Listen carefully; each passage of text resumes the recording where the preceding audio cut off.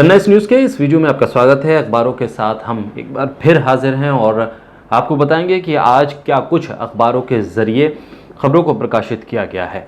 दैनिक भास्कर अखबार को अगर हम लें तो यहाँ भास्कर ने एक स्टोरी की है, स्पेशल स्टोरी है वैक्सीन को लेकर। वैक्सीन लगने के बाद क्या एंटीबॉडी बन रही हैं और इससे कितना फ़र्क पड़ रहा है, इसको लेकर ये एक स्टोरी दैनिक भास्कर ने की है, जिसमें कई विशेषज्ञों, कई डॉक्टर्स और जो प्रोफेसर हैं उनके कमेंट्स लिए गए हैं, उनसे बातचीत की गई है। उसके हवाले से ये पूरी खबर इसमें छपी है।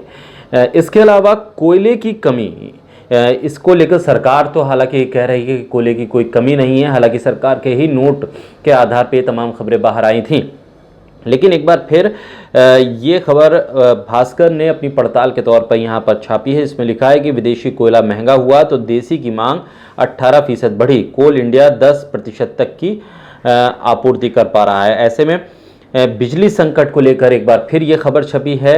ये भी लिखा गया है कि कोरोना में कोयला आसानी से मिला, पावर प्लांट्स ने स्टॉक घटाया, अब आपूर्ति गिरने से प्लांट बंद होने के कगार पर हैं। तो ये खबर दैनिक भास्कर में भी है और नोएडा टाइम्स में भी इस खबर को जगह मिली है, जिसमें ये कहा गया है कि कोयले की कमी का असर है और आज से जो कटौती है वो बढ़ सकती है। कई सेक्टर्स में जो है कटौती को बढ़ाया गया है। गांव और शहरी इलाकों में भी अलग अलग समय पर कटौती बढ़ती जा रही है उत्तर प्रदेश में, और कोयले से चलने वाली 6 यूनिट बंद हो सकती हैं।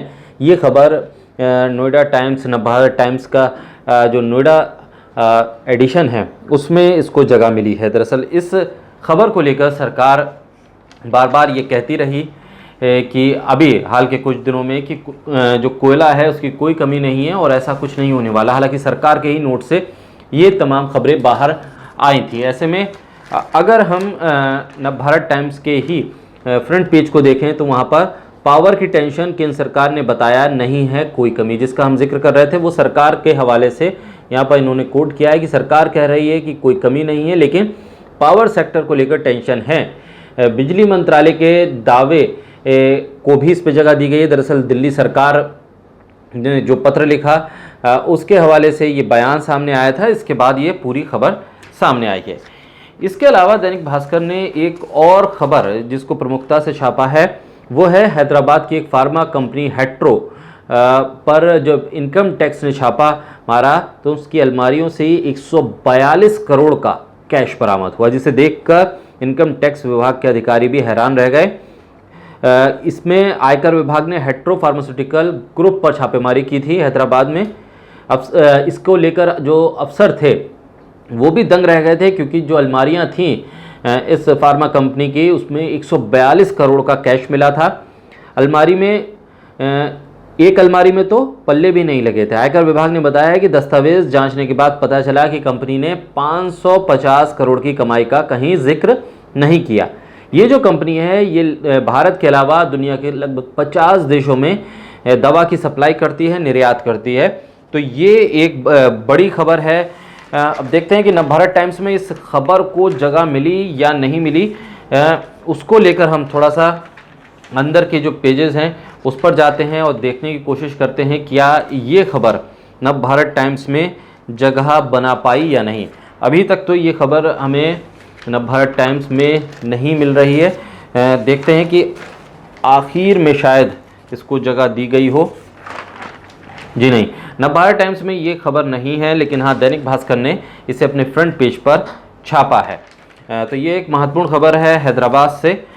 इसके अलावा बिजली संकट को लेकर नवभारत टाइम्स ने अपने आखिरी पेज पर जगह दी है, जिसमें उन्होंने पूरी दुनिया का जिक्र किया है। लेबनान में बत्ती क्यों गुल हो रही है, वहाँ पर क्या है स्थिति। बिजली संकट झेल रहे राज्यों ने अब कोयला और मांगा है, लेकिन सरकार के पास कोयले की कमी को दूर करने के लिए क्या कुछ कदम हो सकते हैं उसका जिक्र है। इसके अलावा एनबीटी ने इसी आखिरी पेज पर आर्यन केस से जुड़ी हुई एक खबर इसमें प्रकाशित की है, जिसमें आर्यन केस में international link, Nigerian arrest, Nigerian काफ़ी तादाद में जिनको दिल्ली में भी गिरफ्तार किया जाता है इसी तरह के नशीले पदार्थों की तस्करी के मामले में, इस केस में भी गिरफ्तारी हुई है। अब इसका इंटरनेशनल लिंक भी निकलना शुरू हुआ है। थोड़ा स्पोर्ट्स जगत में क्या कुछ छपा है वो भी देख लें। दिल्ली कैपिटल्स के खिलाफ ओपनर ऋतुराज और उथप्पा ने खेली शानदार इनिंग्स। दरअसल ये खबर, और जिसमें फिनिशर धोनी ने फाइनल में पहुंचाया, धोनी को लेकर ये हेडलाइंस बनाई गई है। इसके अलावा अफगानिस्तान की टीम की भागीदारी को खतरा नहीं, आईसीसी ने इस बयान को कहा है तालिबान की वापसी के बाद कि अफगानिस्तान टीम किस तरह से खेलेगी, क्या आईसीसी उसे खेलने देगा, जो वर्ल्ड कप होने जा रहा है T20 उसमें उसकी हिस्सेदारी कैसी होगी, उसको लेकर ये खबर इसमें छपी है, जिसमें आईसीसी के हवाले से कहा गया है कि अफगानिस्तान की टीम को किसी तरह का कोई खतरा नहीं है, वो खेल सकते हैं और उस पर किसी तरह की रोक नहीं होगी।